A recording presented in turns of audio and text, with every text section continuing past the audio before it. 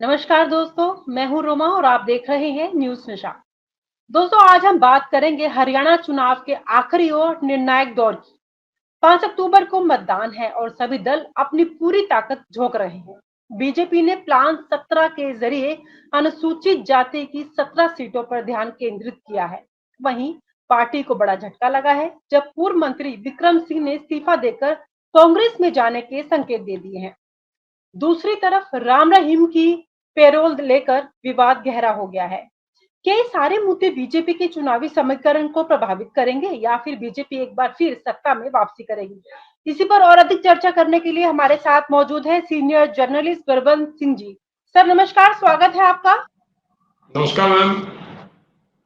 Sir, Vikram Singh ने BJP को अलविदा कह दिया है, ये कहकर कि पार्टी अपने सिद्धांतों से भटक गई है। क्या आपको लगता है कि यह इस्तीफा बीजेपी की स्थिति को कमजोर कर सकता है, खासकर चुनाव के आखिरी परिणाम पर?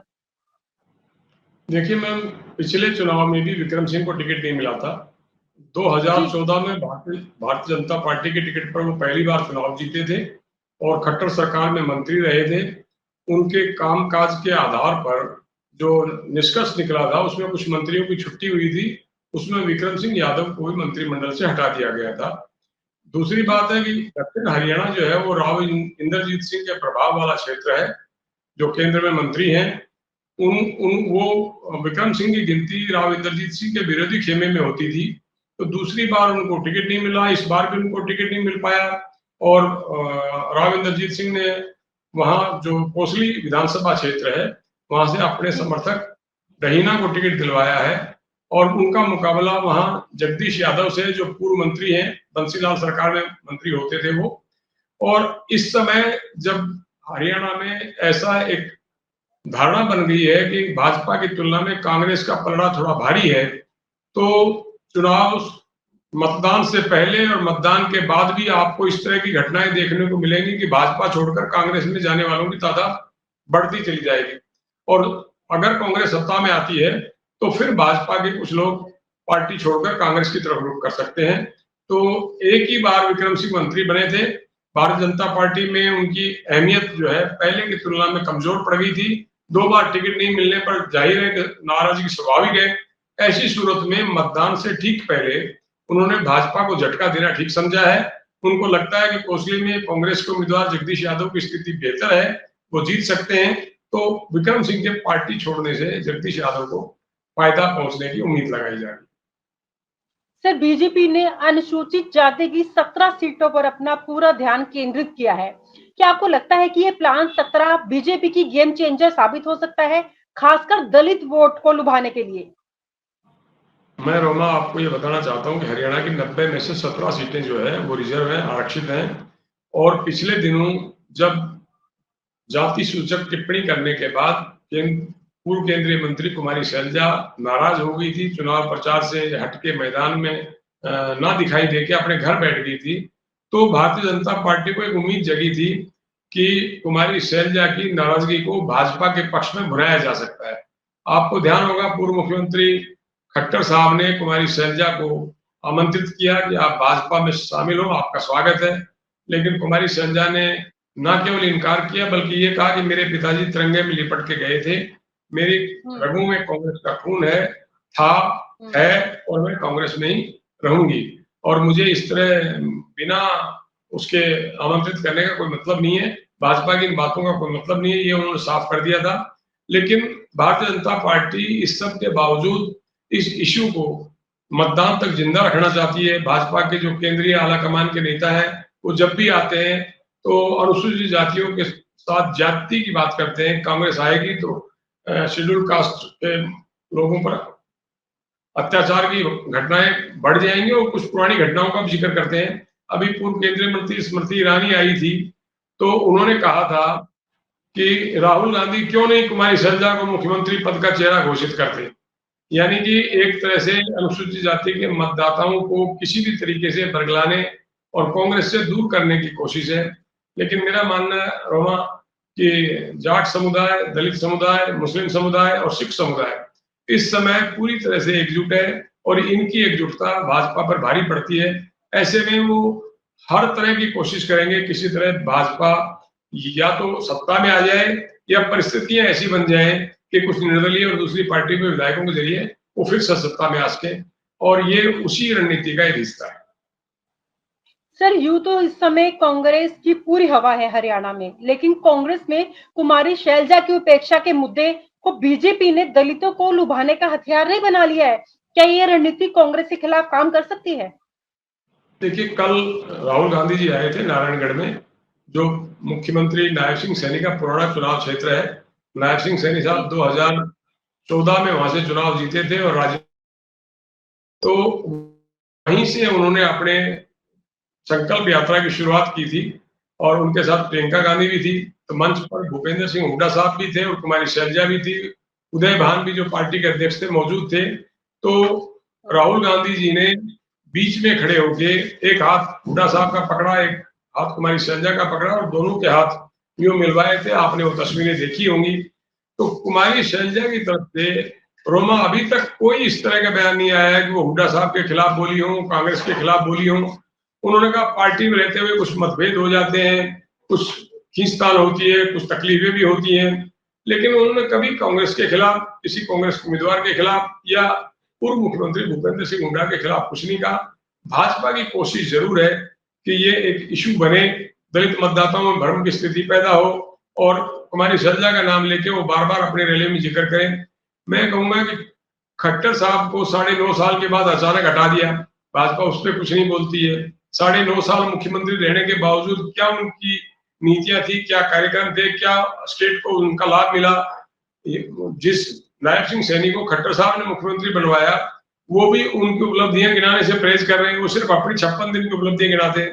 भारतीय जनता पार्टी ने अपने खून पसीने से जिस व्यक्ति ने सींचा, प्रोफेसर रामविलास शर्मा, जो 5 बार विधायक रहे, उनकी इस बार टिकट काट दी। उनके खिलाफ एक जांच के आदेश का वीडियो वायरल होने लगा, उसकी कोई चर्चा नहीं करते कि रामविलास शर्मा की टिकट क्यों काटी गई। इतने बड़े कद्दावर नेता को जो ये खुद कह रहा है कि हमने एक पेड़ लगाया था, जब उसकी छाया में बैठने का मौका आया तो हमें दरकिनार करके किसी दूसरे को मौका मिल गया, फल खाने का मौका आया तो फल कोई और खा रहा है। उनका इशारा आप और हम समझ सकते हैं खट्टर साहब की तरफ था। लेकिन चूंकि भारतीय जनता पार्टी की कोशिश सिर्फ कांग्रेस के वोट बैंक को बिखेरने की, अपनी तरफ मोड़ने की है, इसलिए कुमारी शैलजा का मुद्दा उठाया जा रहा है। और 17 सीटें भाजपा को लगता है कि कहीं ना कहीं तो हमें अनुसूचित जाति आरक्षित सीटों पर कोई कामयाबी मिल सकती है इस मुद्दे को उठाने से, और 5 तारीख तक वो इस मुद्दे को उछालते रहे।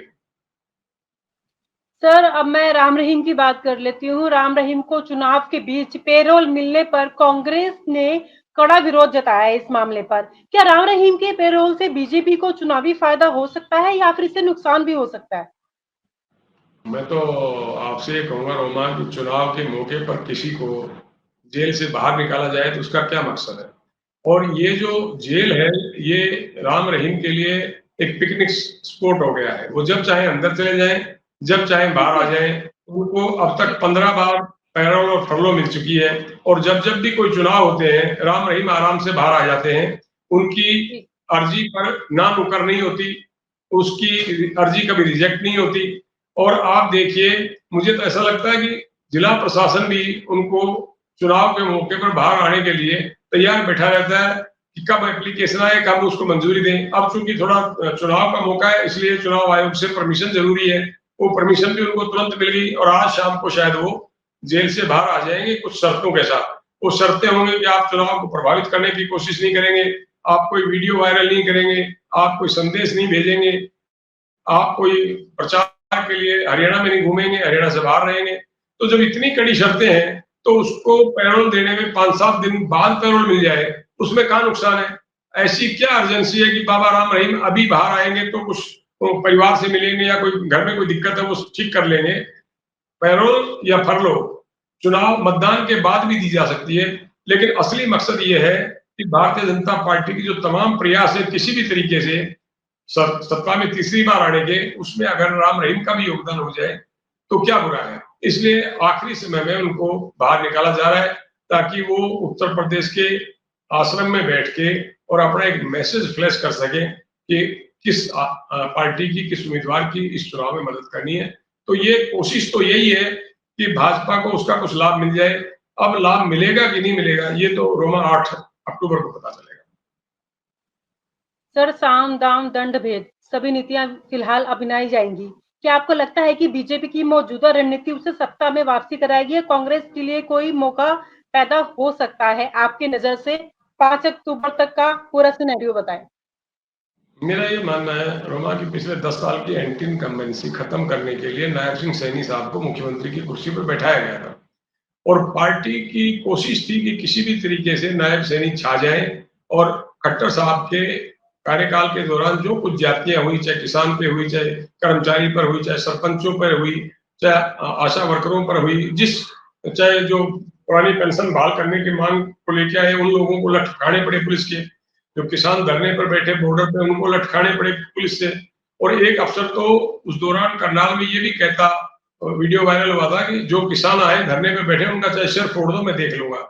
यानी कि एक आईएएस अधिकारी इस तरह की बात सार्वजनिक रूप से अगर पुलिस से कहता है तो पुलिस कितनी उदंड हो सकती है, कितनी मतलब एक तरह से उसको खुली छूट मिल गई है कि आप चाहे जो करें। तो ये सब ज्यादतियां फिर किसानों पर हुई, खिलाड़ियों पर हुई, जवानों पर हुई, ये सब चीजें इतनी इकट्ठी हो गई, खट्टर साहब को हटाना पड़ा। और नायब सिंह सैनी साहब, मैं रोमा आपसे कहूँ, एक दिन भी वो ठीक से मुख्यमंत्री बनने के बाद अपने चंडीगढ़ में कुर्सी पर नहीं बैठे। वो लगातार हरियाणा के दौरे पर है ताकि किसी भी तरीके से एंटी इनकम्बेंसी खत्म की जा सके, लेकिन वो माहौल बन नहीं पाया। माहौल कांग्रेस के हक में था। चुनाव की घोषणा से पहले लोगों ने मन बना लिया था कि सरकार को चलता करना है। और ऐसी सूरत में राहुल गांधी के जो 4 दिन के दौरे हैं मत प्रचार खत्म होने तक, वो कांग्रेस को और ऊपर ले जाएंगे, बूस्ट देंगे, कांग्रेस और मजबूत होगी। और मेरा ये मानना है, 40 साल का अनुभव हरियाणा का ये है कि हरियाणा में कोई भी पार्टी लगातार तीसरी बार सत्ता में नहीं आई है। भाजपा का दावा है, कोशिश भी है, लेकिन लगता नहीं कि वो अपने दावे पर खरी उतर पाएगी। सर, जिस तरह से कहा जा रहा है कि कांग्रेस की हवा है, लेकिन जो जनता है वो आखिर कांग्रेस को पसंद क्यों कर रही है? रीजन क्या है इसके पीछे? बीजेपी की नाकारी या फिर कुछ और? जनता पसंद क्यों कर रही है कांग्रेस को, या सिंपल एक बदलाव चाहती है, कुछ टाइम बाद एक सरकार का बदलाव चाहती है, वो रीजन है? रोमा जी, मैं ये कह रहा हूँ कि हरियाणा के लोग किसको जिताना इसके लिए वोट नहीं डालते। उनके टारगेट पे कौन है, वो किसको हराना चाहते हैं। वो देखिए, बेरोजगारी के मामले में हरियाणा नंबर 1 है।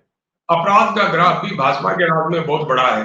मैं एक वीडियो सुन रहा था, पूर्व मुख्यमंत्री भूपेंद्र सिंह हुड्डा, पूर्व मुख्यमंत्री चौधरी भजनलाल के इलाके में, जहां भजनलाल जी 1968 से लेके आज तक, वो या उनका परिवार का कोई सदस्य नहीं आ रहा है आज तक कोई चुनाव, उस कॉन्स्टिट्यूंसी में बोल रहे थे कि आपके इलाके का विकास तब होगा जब कांग्रेस की सरकार आएगी। कांग्रेस की सरकार तब आएगी जब आप यहाँ से रिटायर्ड आईएएस अफसर चंद्र प्रकाश को चुनाव जिताएंगे। उन्होंने कहा कि मेरे तो 2 ही वादे हैं आप लोगों से, आप कांग्रेस की सरकार बनाइए, चंद्र प्रकाश को विधायक के तौर पर चंडीगढ़ भेजिए। ये एक डिविजनल कमिश्नर के रैंक से रिटायर हुए हैं, आईएएस अफसर हैं, इनको मालूम है कि कौन सा काम किसको कहने से या कौन सा काम किस जगह पर्ची भेजने से, अर्जी भेजने से होगा, वो ये सब काम बेहतर तरीके से जानते हैं। और कांग्रेस की सरकार आने के बाद मैं आपसे वादा करता हूं कि 2 चीजें हरियाणा में नहीं होंगी। उनका ये कहना था कि हरियाणा में चिट्टा नाम का हमने हेरोइन या जो स्मैक है, इनका नाम नहीं सुना था कभी। हरियाणा में इनका कोई चलन भी नहीं था। लेकिन पिछले 5 साल में भाजपा जजपा गठबंधन सरकार बनने के बाद हरियाणा के कोने कोने में चिट्टा बिकने लग गया है। कांग्रेस की सरकार आएगी तो हम जो युवा पीढ़ी गर्त में जारी नशे की, वो नशा देखने को नहीं मिलेगा। और दूसरा उनका कहना था कि जो फिरौतियां मांगी जा रही है, जो गोलियां चलाई जा रही है, जो अपराध का ग्राफ बढ़ा है, हमारी सरकार बनने के बाद यही होगा कि या तो अपराधी अपराध छोड़ दे या हरियाणा छोड़ दे। यानी कि हुड्डा साहब इस बात को जानते हैं कि व्यवसायी जो लोग हैं, जो व्यापार करते हैं, जो पैसा कमाते हैं, उनकी नजर में जो हिस्ट्री सीटर जो है उनको टारगेट करते हैं, उनके यहाँ चिट्ठियां फेंकते हैं, गोलियां चलती हैं। कई जगह हिसार में तो जेजेपी के एक पदाधिकारी की गोली भी मार के हत्या कर दी गई थी। और वो फिर व्यवसायी पहुंचे थे मुख्यमंत्री के पास कि नायब सिंह सैनी साहब, ये जो हो रहा है ये ठीक नहीं है, आप अपराध पर लगाम लगाइए। तो हुड्डा साहब ने लोगों की भावनाओं को देखते हुए, चाहे वो बेरोजगारी का मुद्दा हो, चाहे चिट्टे का मुद्दा हो, और चाहे अपराध का मुद्दा हो, उन्होंने आदमपुर में जाके ये बातें कही हैं ताकि भजनलाल के गढ़ में, भजनलाल जो 1968 से लेकर आज तक कभी खुद जीते, कभी उनकी पत्नी जीती, कभी उनका बेटा जीता, कभी उनकी पुत्रवधू जीती, कभी वहां से अब उनके पोते विधायक हैं। तो वो सीट छीनने की कोशिश है, जहां एक मजबूत गढ़ है भजन लाल जी का या भाजपा का कह लिया आज के दिन, तो वो अगर छीन लेते हैं भजन लाल के गढ़ में, अगर सेंध लगा देते हैं उनका साहब, तो बाकी जो विधानसभा क्षेत्रों में कांग्रेस की स्थिति अच्छी है। अगर वो भी छीन लेते हैं तो समझ लीजिए भाजपा की स्थिति अच्छी नहीं। कुल मिलाकर दोनों ही पार्टी का गणित है जो वो कुछ ही दिनों में सामने आने वाला है। अब जनता के हाथों में ही है फैसला, वो क्या करना चाहती है, किस सरकार को लाना चाहती है। फिलहाल आज की चर्चा के लिए सर आपका बहुत बहुत शुक्रिया, नमस्कार। और आप हमसे जुड़े रहने के लिए सब्सक्राइब करें YouTube पर, फॉलो करें ट्विटर पर और लाइक करें Facebook पर। और ज्यादा जानकारी के लिए आपको टाइप करना होगा सिर्फ न्यूज नशा।